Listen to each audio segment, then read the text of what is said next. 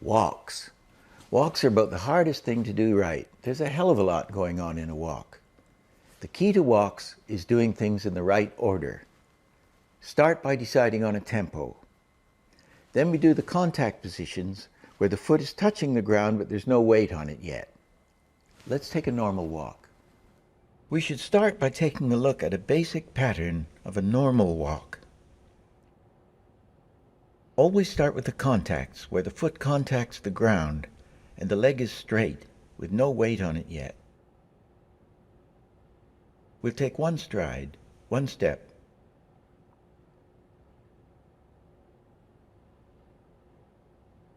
And we'll pull it apart for clarity. People just going somewhere mostly walk on 12s, march time, 12 positions per step. The passing position will be just slightly higher than the contacts. The down position, where we feel the weight, where the legs are bent, the pelvis and the head are down, is where we feel that weight. And the up position is the high. The push-off leg is straight and the pelvis and the head are at their highest. Now we add the in-betweens and we can see a wave pattern. This is all exaggerated here for clarity. All the theorists say that walks are a process of falling over and catching yourself. In a normal walk, you get a thing, there's a kind of that shape. It goes that shape, the foot. The heel tends to follow this pattern.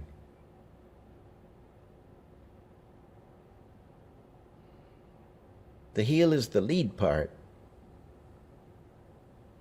The rest of the foot follows along. When you turn on your walk analyzing ray in the road, it's astounding what you see. I mean, I never notice anything normally.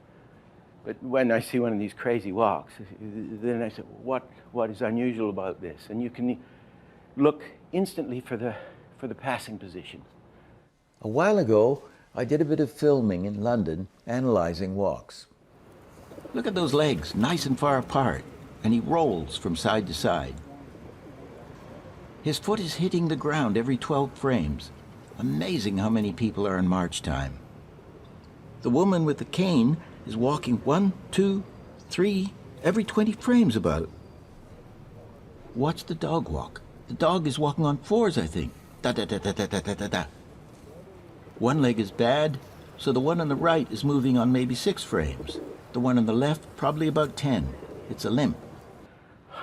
Da-dum, da-da-da-dum, dum, dum, da-dum, da-da-da-dum, dum, dum.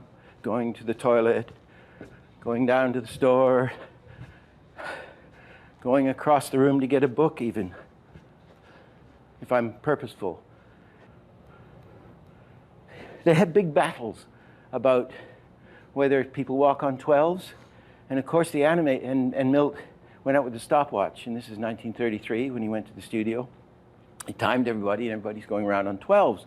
Came back to the studio and said, everybody's going on 12s. They said, oh, no, they're not on 12s. And all these theories came out why they're not on 12s. He said, they are on 12s. Go out and test it. Of course, nobody did. And they argued this thing. Well, the reason they're arguing is that 12s is hard to divide, right? If you've got an 8-frame walk, these lazy bastards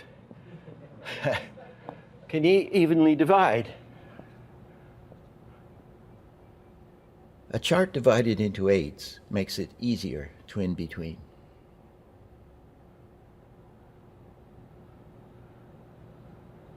Whereas a 12-frame walk, you've got, it's like this.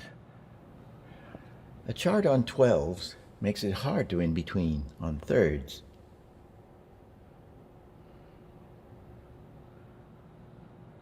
That means if the animator has to do every drawing, he's got to think harder. And if he's going to give it to an assistant in the production line, they're going to dump the work on them. They're going to be putting in 3rds here.